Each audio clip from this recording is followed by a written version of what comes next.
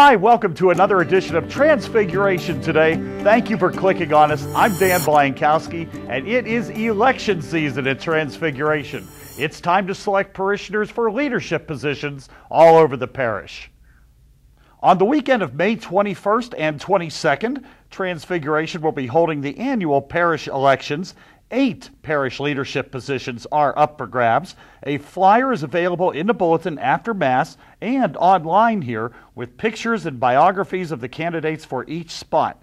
So be sure you take this opportunity to have your voice heard in the operation of our parish.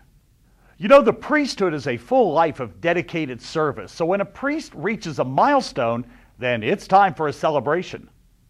Father Selva, who is in residence here at Transfiguration, will be celebrating his 25th anniversary of the priesthood on Saturday, May 14th. Now that celebration with us starts at the 5 p.m. Mass, and that is followed by, of course, a reception in Bishop Hall. So let's all come together to honor and celebrate this milestone of service to the church. The kids of Transfiguration's pre-K classes were able to enjoy the beautiful spring weather. Back on May 5th, they had their annual field day in and all around the Family Life Center. This day is planned, organized, and staffed completely by the parent volunteers. And the theme this year, Seussland, with games and races titled from the popular Dr. Seuss books like Hop on Pop and A Great Day for Up, Green Eggs and Ham, and much more. They also had a bounce house donated by parishioner Trudy Out, owner of Jumpy Fun. Field Day even had a learning experience as the kids had a lunch of their favorites, chicken nuggets, tater tots, carrots, ice cream, and lemonade served cafeteria style in preparation for their kindergarten experience next year. To make sure your kids are involved in Field Day and all of the great programs in our weekday preschool, register them now for the preschool program. Classes for next school year are filling up quickly. Once again, Transfiguration has the pleasure of hosting a very special event in honor of the future priest of Atlanta. The Knights of Columbus Transfiguration Council 10362 is sponsoring Dinner with a Seminarian. That event on Wednesday, June 1st begins with a 5:30 Mass and is followed by a prime rib dinner in the social hall. This event gives everyone the opportunity to support these men in their formation for the priesthood and also presents a chance to get to know them on a personal level over a shared meal. Seminarians who have attended in the past have expressed great appreciation for the support that they receive. Tickets for the dinner go on sale beginning May 21st and will cost $30 for prime rib, and all proceeds from the event go to the seminarians.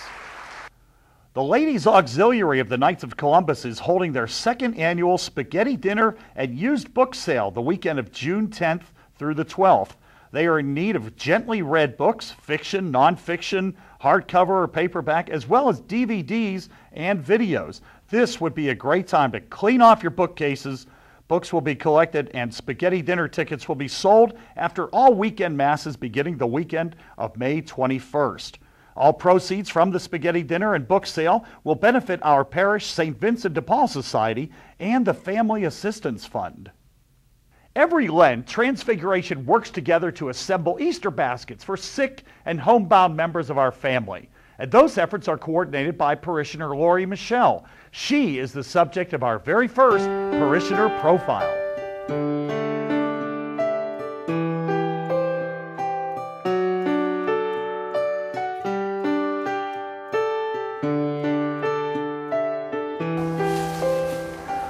Oh, the Easter Basket Project is an awesome project. Each year we gather, it's like experiencing the miracle of the loaves and fishes every year. We ask our parishioners to give a little bit of what they've got.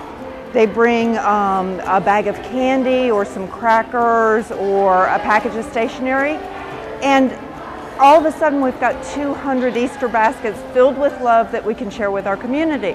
And we share those with our homebound parishioners and other people in the community like Our Lady of Perpetual Help Cancer Home and Woodstock Nursing Home. I became familiar with the Easter Basket Project when my kids were in the Christ Teen program, and looking for service credit. And my children are now grown, and I have not given up the Easter Basket Project. I just love it because I've been blessed, and I have a need to return those blessings. And the Easter Basket Project is one way I do that. Fill up with extra all the good stuff, all the good. Well, it's very inspiring when we get the feedback from the people who've received the Easter baskets. We'll get letters, and they'll talk about how this is the first Easter basket they've received in many, many years. And in some cases, the Easter basket is the one bright spot in their spring. So it's a way of us sharing the joy of the resurrection of the Lord with the people in our community who can't join us here at church. Just a way to return the many blessings that I have received. That God's been good to me, and this is one small thing I can do to help give somebody else a good day. Well, volunteering is always tough. I have a very demanding job. I've got family and friends that I care about and do things with. I take care of my disabled nephew 3 nights a week. So it's a really tough decision to make a decision to volunteer and to do something. But we've all been given different blessings.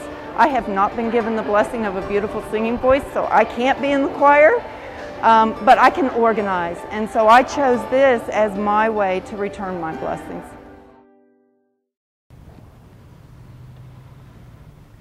Hey, you know, nowadays when people are taking care of sheep and herding them, they use all kinds of fancy equipment like this here truck.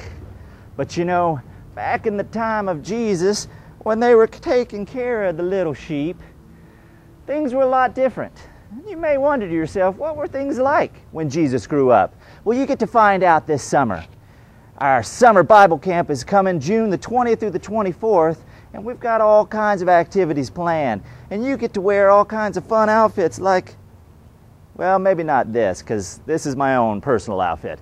But we'd like for you to join us. We even have 2 tracks. In the morning from 9 a.m. to 12, we have, well, it's 9:30 to 12, we have the 4-year-olds to 5th grade, and in the nighttime, 6 p.m. to 8:30, we've got something for the older kids. So parents, sign your kids up right away. You can do it online at transfiguration.com, and we look forward to seeing you there. Bye-bye. Our partners at the Lingap Center can house as many as 100 children at a time in their center, and through their outreach services, they can impact the lives of thousands. Let's take a look at their 3rd Saturday outreach as part of this edition of A Look at Lingap. We also started what we call the 3rd Saturday outreach, which is a children's mass followed by a soup kitchen.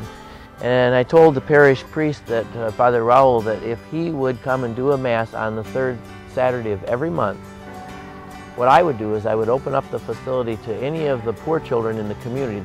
The poverty is overwhelming. And so I basically open it up to any kid who wants to attend. And we do this on the 3rd Saturday of every month. And during normal months, we'll have 400, 600 kids show up for Mass, and then we feed them all. And last January, we had over 1,200 children showed up, and we fed them all. I have no idea where the food came from. We're having a program today, and we're anticipating over 4,000 children. Children, most of whom have no hope. No hope.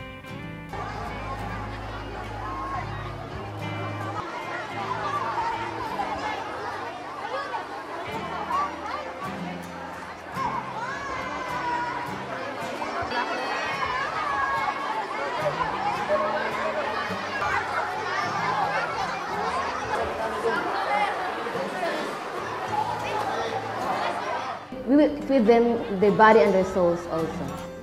The ultimate goal for that program is the Lingap Center, the Lingap children who came from nothing is now the ambassador of goodwill. And that's it for another edition of Transfiguration Today. Thank you for clicking on us. Thank you for sharing this link with your fellow parishioners and friends. I'm Dan Blankowski. We'll see you back here with fresh new content on May 25th. Have a great day, everybody.